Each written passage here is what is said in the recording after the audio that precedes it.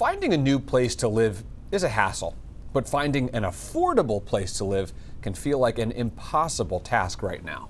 In the last year alone, the price of renting a two-bedroom apartment in Maine rose 5.5%. According to rentdata.org, the state average is now $959. As for buying a home, prices are rising even more quickly.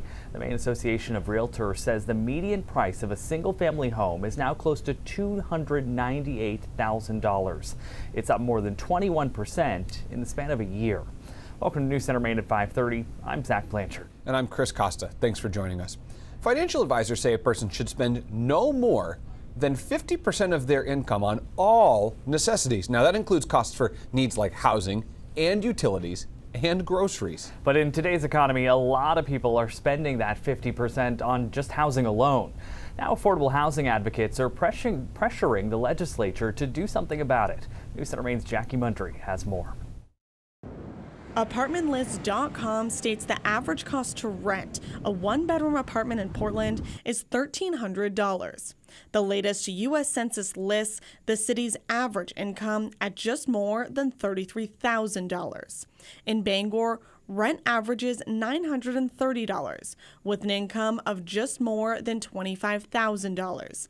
That's about 50% of a person's income in both cities. I wish that there was a magic wand that I could wave and we could just fix affordable housing and make sure that there's enough, but it's a really complex issue. Kate Blackford works for the Maine People's Alliance. She says people in Maine are in some cases spending 60% of their income on rent, which is preventing them from being able to save for a home of their own.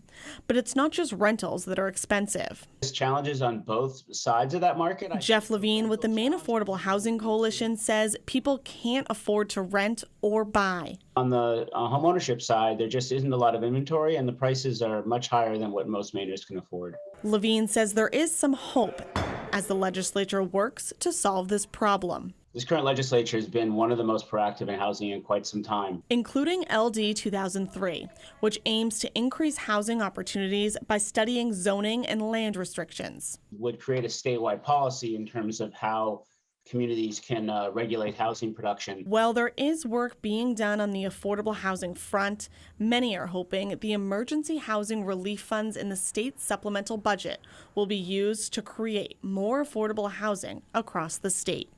Jackie Mundry, News Center, Maine. And offering relief to people who are struggling to afford housing is top of mind for Maine's lawmakers right now. Early this morning, the Budget Committee approved a supplemental budget. The plan lawmakers released sticks pretty closely to what Governor Janet Mills first proposed, and several items aimed at bringing down the cost of housing. First up, property tax relief. Committee members say it expands the property tax fairness credit. That gives a break to working families and older Mainers who pay property tax or rent. The maximum benefit is $1,000 a year for people under 65 or $1,500 for people over 65. The plan would also fund emergency housing relief for families who are struggling and set up the Housing Opportunity Fund to support towns in boosting the supply of homes. The supplemental budget will face further votes in the legislature.